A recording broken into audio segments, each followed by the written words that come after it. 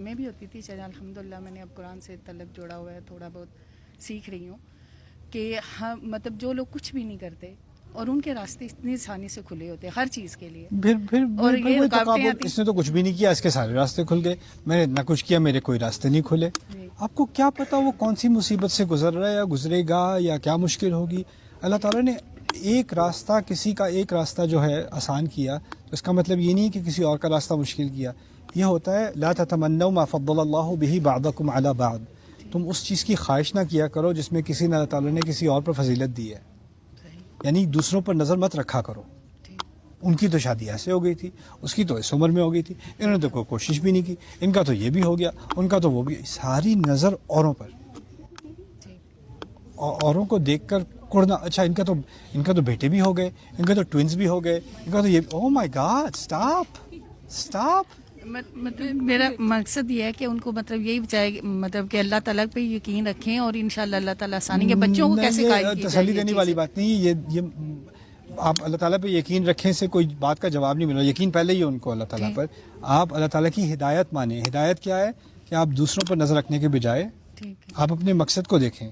اب ہوا کیا ہے کہ اب سارا مقصد دیکھیں, ہم نے اپنی سوسائٹی میں جو زیادتیاں کی ہیں نا, ان میں سے ایک یہ بھی ہے کہ زندگی کا سب سے بڑا مقصد جو ہے نا وہ شادی کرنا ہے.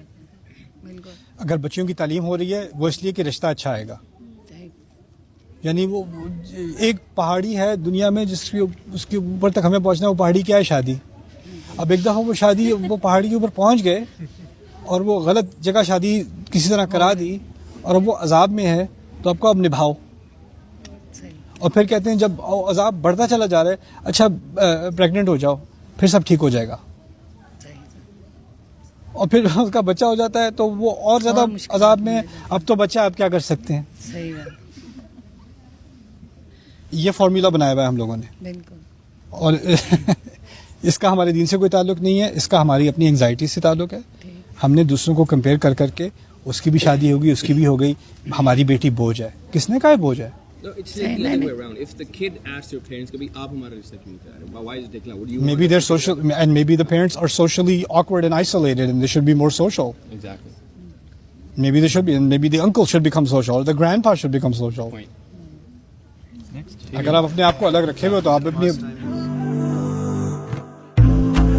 I hope you guys enjoyed that video clip. My team and I have been working tirelessly to try to create as many resources for Muslims to give them first steps in understanding the Quran all the way to the point where they can have a deep, profound understanding of the Quran. We are students of the Quran ourselves, and we want you to be students of the Quran alongside us. Join us for this journey on BayyinaTV.com, where thousands of hours of work have already been put in. And don't be intimidated, it's step by step by step, so you can make learning the Quran a part of your lifestyle. There's lots of stuff available on YouTube, but it's all over the place. If you want an organized approach to studying the Quran beginning to end for yourself, your kids, your family, and even among peers, that would be the way to go. Sign up for BayyinaTV.com.